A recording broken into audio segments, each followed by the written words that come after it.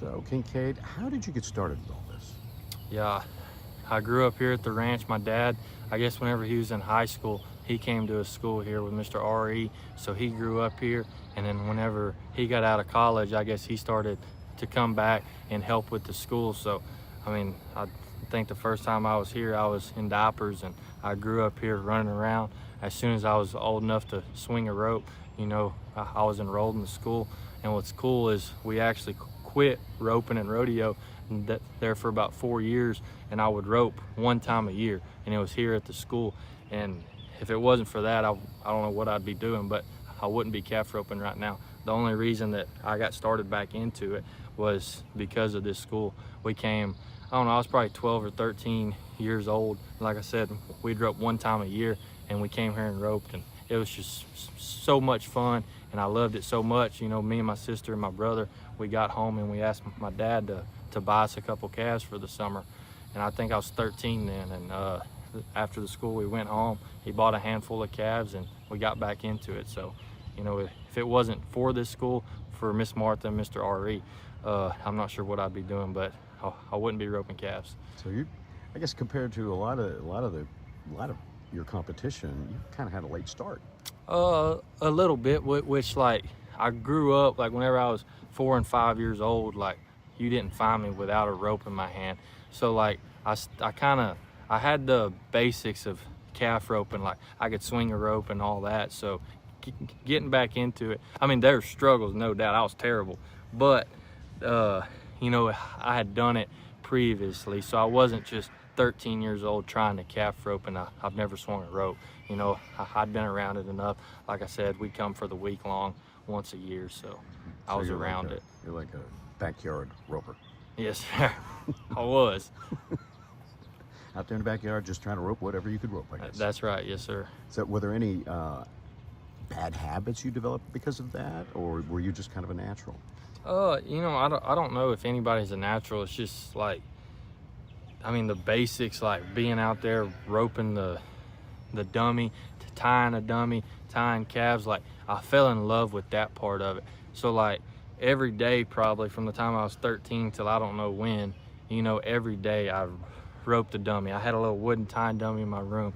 My mom would come up about midnight every night and take it away and be like, you have to go to sleep, because I'd be up there tying the dummy. So I mean, I don't think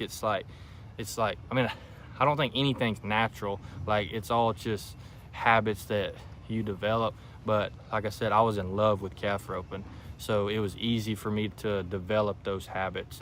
To me, it wasn't work. I was out here having fun, trying to figure out how to get better all the time from the time I was 13 years old.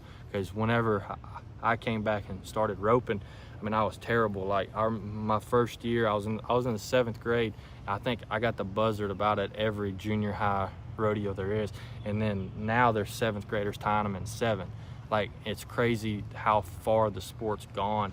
But, I tell kids all the time, they'll be 10, 11 years old and the parents will be all worried they're not roping good enough. I'm like, it's okay. Like, they just need to love it. Like, the development and the skills and all that's gonna come if they love it. So, that's what I always go back to. And whenever I was younger, I loved it, and I think that's why I developed to the calf roper I am. So, when did you decide to go pro, and was that like your dream? Yes, sir. I mean, whenever I started back, I still didn't know for sure what I was gonna do. I just knew I loved it, and I loved to do it.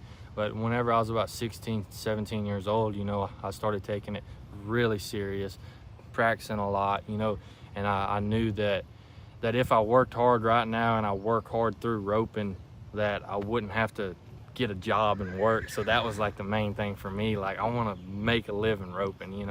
I probably wouldn't be very good in the office, so I needed to be out in it. So like, that was my motivation at a young age to work as hard as I did, because I knew it was a possibility. That's what's so cool about rodeo is, like, there's not, like, everybody that comes up through it, like, anybody can come up through it, I guess, is what I'm trying to say. Like, if you work hard, you got a support group around you, you can be successful and you can make a living doing it. And that's all I wanted to do, like I said, since I was about 15, 16 years old. And now I'm getting to do it. So it's even more special to come back and help these kids that are trying to do the same thing. Yeah, but if you had that office job, you'd be the only one in the office that could get the phone on the other desk. That's right. That's right. So, did it surprise you how well you started doing? No, I wouldn't say surprised because it took me so long to get there. Like, I bought my card when I was at 18 years old. I was still in high school.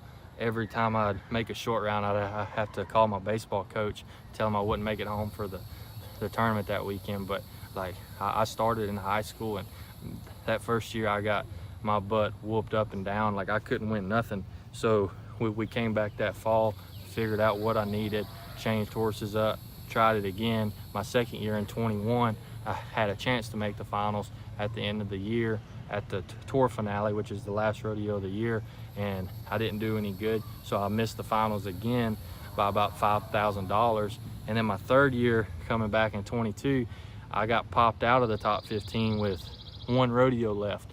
So you can about imagine how that feeling was, and then to be able to do good at that one rodeo and make my first NFR, it wasn't like, I mean, I expected myself to make it, but it was such a relief to do it that I was just living it like in the moment of everything. Like, I was so happy about it, so it's cool. That's cool. Yeah. Do you have a lucky rope? No, I go through so many ropes that it's hard to pick out a lucky one. The ropes aren't lucky. As soon as they get lucky, they get worn out. I have to get a new one. Wow. How many ropes you think you've gone through since you went pro? Oh, I don't know. I mean, I'll probably go through about 20 or 30 a year. Oh, wow. Yes, Okay. ropes. Yes, sir.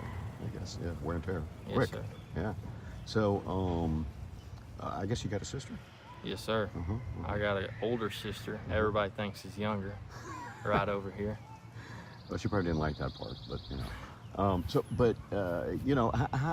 what's your relationship like with her? Yeah, it's awesome.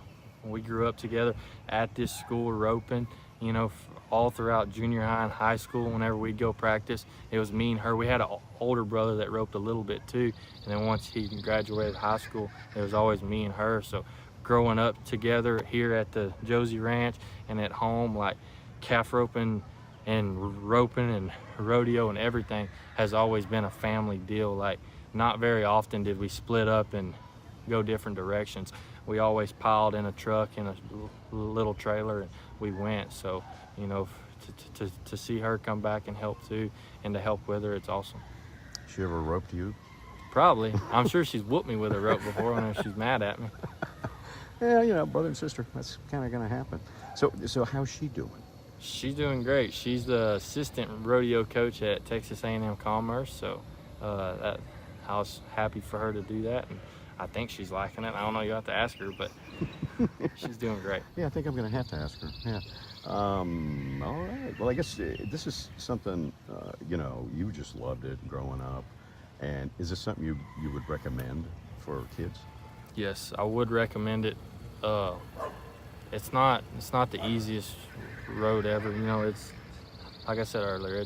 There's lots of ups and lots of downs. I think that's where you see a lot of people fade off and quit and all that. But at the end of the day, if you love it enough, you're gonna work hard enough to be successful enough. And as long as you love it and you're willing to work hard, I think it's worth it.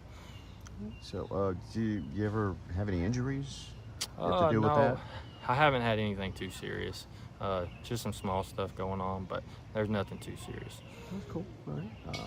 I don't know. Anything you'd like to add? That's good. I don't know. Get to roping. Okay, thank you. Thank you. So, big sister, what was it like growing up with him? Oh, no, it was great. It was great. It's been great watching him succeed. He's worked hard, and so to watch Kincade just succeed as much as he has been, it's been great. But we had every day in the practice pen, helping each other get better. Junior high, high school rodeo was great.